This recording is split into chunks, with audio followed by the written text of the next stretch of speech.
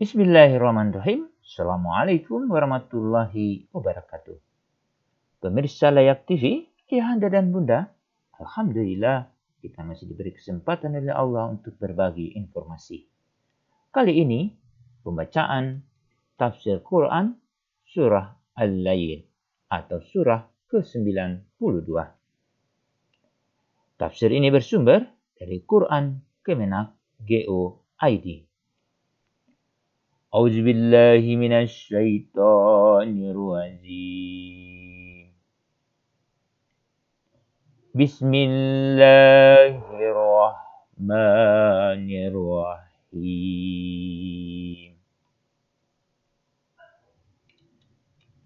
والليل إذا يغشى Demi malam apabila menutupi cahaya siang. Wan-nahari idza tajalla. Demi siang apabila terang benderang. Tafsir Surah Al-Lail ayat 1 sampai 2 menerangkan, Allah bersumpah dengan malam apabila menutupi, yaitu ketika malam sudah merata menutupi alam ini. Ini adalah waktu Isya, yaitu ketika cahaya merah sudah hilang di ufuk barat. Waktu itu, manusia pada umumnya sudah mengakhiri aktivitasnya dan ingin istirahat dan pergi tidur. Kemudian, Allah bersumpah dengan aktivitas alam sebaliknya, yaitu siang ketika terang benderang. Waktu itu adalah waktu duha, ketika cahaya matahari sudah merata menyinari alam ini, yang kontras dengan malam yang baru saja berakhir, dan manusia mulai bekerja. وَمَا خَلَقَ الذَّكَرَ وَالْأُنْثَى. Demi penciptaan laki-laki dan perempuan. Tafsir Surah Al-Lail ayat 3 menerangkan. Selanjutnya, Allah bersumpah dengan laki-laki dan perempuan yang telah diciptakannya. Ini adalah juga dua makhluk yang berlawanan jenis dan kodratnya. Inna sa'yakum lasatta. Sungguh, usahamu memang beraneka macam. Tafsir Surah Al-Lail ayat 4 menerangkan, setelah bersumpah dengan dua-dua makhluknya yang berlawanan jenis dan sifatnya, Allah menegaskan bahwa perbuatan atau tingkah laku manusia itu memang bermacam-macam. Perbedaan itu terjadi karena perbedaan kemauannya, apakah mengikuti potensi positifnya ataukah mengikuti potensi negatifnya. فَأَمَّا مَنْ أَعْطَى وَاتَّقَى. Maka barang siapa memberikan hartanya di jalan Allah dan bertakwa. وَصَدَّقَ بِالْحُسْنَى. Dan membenarkan adanya pahala yang terbaik, surga. فَسَنُيَسِّرُهُ لِلْيُسْرَى. Maka akan kami mudahkan baginya jalan menuju kemudahan kebahagiaan. Tafsir Surah Al-Lail ayat 5 sampai 7 menerangkan. Dalam ayat ini, Allah menerangkan adanya 3 tingkah laku manusia. Pertama, suka memberi, yaitu menolong antara sesama manusia. Ia tidak hanya mengeluarkan zakat kekayaannya yang merupakan kewajiban, tetapi juga berinfak, bersedekah, dan sebagainya yang bukan wajib. Kedua, bertakwa, yaitu takut mengabaikan perintahnya atau melanggar larangannya. Ketiga, membenarkan kebaikan Allah, yaitu mengikuti nikmat-nikmat yang telah diberikan kepadanya, lalu mensyukurinya. Nikmat terbesar Allah yang ia akui adalah surga. Oleh karena itu, ia tidak segan-segan beramal di dunia untuk memperolehnya. Di antaranya, membantu antara sesama manusia. Kepada mereka yang melakukan 3 aspek perbuatan baik di atas, Allah akan memberikan kemudahan bagi mereka, yaitu kemudahan untuk memperoleh keberuntungan di dunia maupun di akhirat. Menuju surga. Kami juga akan memudahkan jalannya untuk senantiasa beramal soleh dan taat kepada kami. Wa amma man bahila wastaghna. Dan adapun orang yang kikir dan merasa dirinya cukup, tidak perlu pertolongan Allah. Wa kadzdzaba bil husna, serta mendustakan pahala yang terbaik. Fasanu yassiruhu lil usra, maka akan kami mudahkan baginya jalan menuju kesukaran, kesengsaraan. Wa ma yughni anhu maluhu iza taradda, dan hartanya tidak bermanfaat baginya apabila dia telah binasa. Tafsir Surah Al-Lail ayat 8-11 menjelaskan, sebaliknya, ada manusia yang bertingkah laku sebaliknya. Ia bakhil, pelit, tidak mau menolong antar sesama, apalagi mengeluarkan kewajibannya, yaitu zakat. Di samping itu, ia sudah merasa cukup segala-galanya. Oleh karena itu, ia merasa tidak memerlukan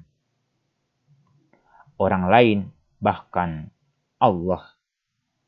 Akibatnya, ia sombong dan tidak mengakui nikmat-nikmat Allah yang telah ia terima dan tidak mengharapkan nikmat-nikmat itu. Akibatnya, ia tidak mengindahkan aturan-aturan Allah. Orang itu akan dimudahkan Allah menuju kesulitan, baik kesulitan di dunia maupun di akhirat.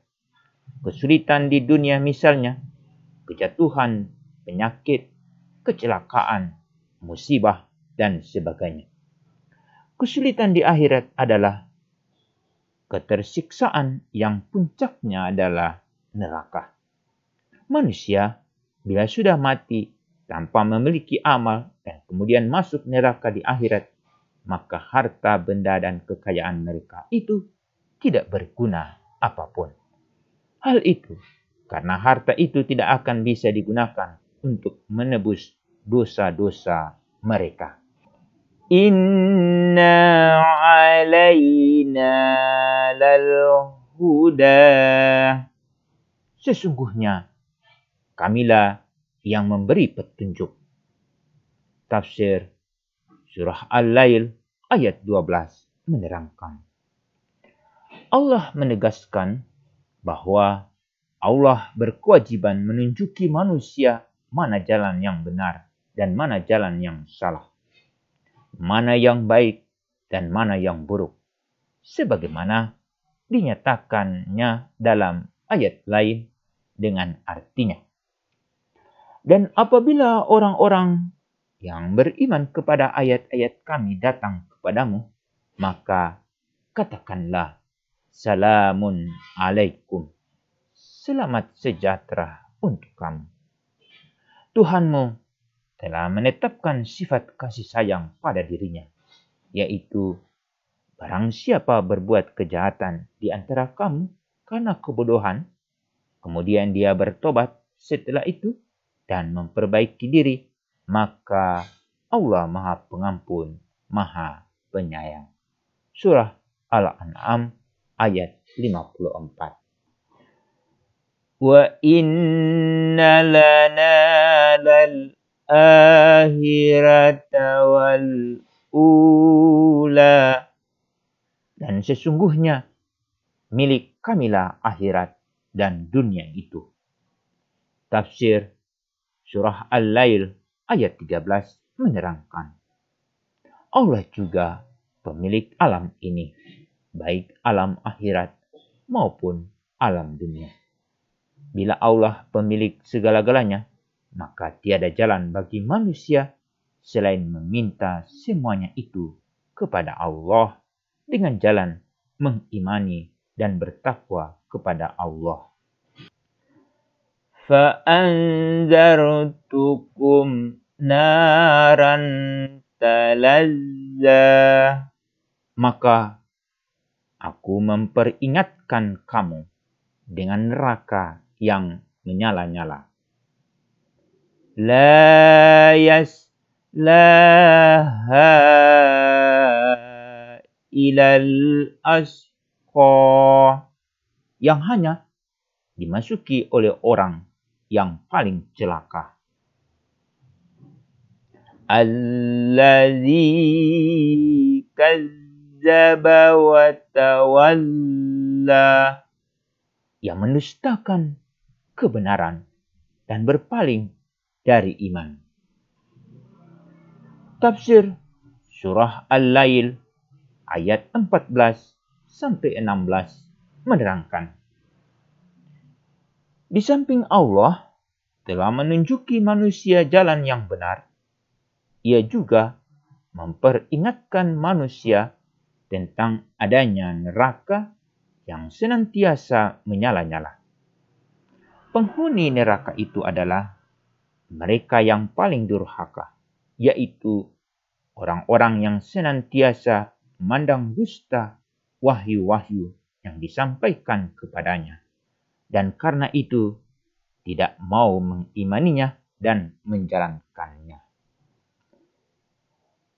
Wa sayuzannabuhal atqa, dan akan dijauhkan darinya neraka orang yang paling bertakwa.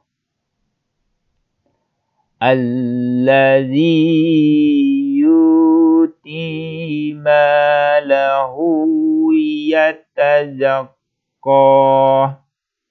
yang menginfakkan hartanya di jalan Allah untuk membersihkan dirinya. Tafsir Surah Al-Lail ayat 17 sampai 18 menerangkan. Sebaliknya adalah orang yang bertakwa, yaitu orang yang memberikan kekayaannya untuk membantu orang lain untuk mensucikan dirinya. Orang yang takwa itu akan terjauh dari neraka. Contoh, orang yang paling takwa adalah Abu Bakar As-Siddiq, yang telah menggunakan seluruh kekayaannya untuk memerdekakan orang-orang lemah dan perempuan-perempuan yang masuk Islam dan membantu mereka. Wa bali ahadin indahum min tujza.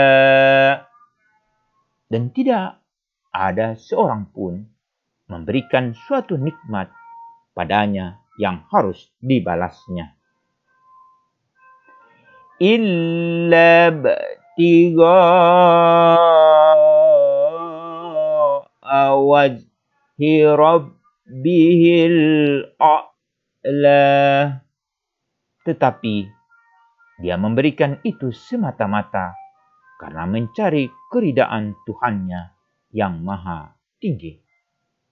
Tafsir Surah Al-Lail ayat 19-20 menerangkan, orang-orang yang bertakwa membantu orang lain bukan karena orang itu berjasa kepadanya, yang karena itu ia perlu membalasnya. Ia membantu orang itu semata-mata karena mengharapkan ridho dan surga Allah di akhirat. Walasawfa yarda. Dan niscaya kelak dia akan mendapat kesenangan yang sempurna. Tafsir Surah Al-Lail ayat 21 menerangkan, orang takwa yang membantu orang lain untuk mencari ridha Allah itu akhirnya akan memperolehnya. Orang itu terjauh dari neraka dan pasti masuk surga. Shadaqallahul azim. Maha benar Allah atas segala firman-Nya. Demikian pembacaan tafsir Quran Surah Al-Lail. Semoga ayahanda dan bunda dapat mengambil hikmah-hikmah untuk dipraktikkan dalam kehidupan sehari-hari. Demikian, Assalamualaikum warahmatullahi wabarakatuh.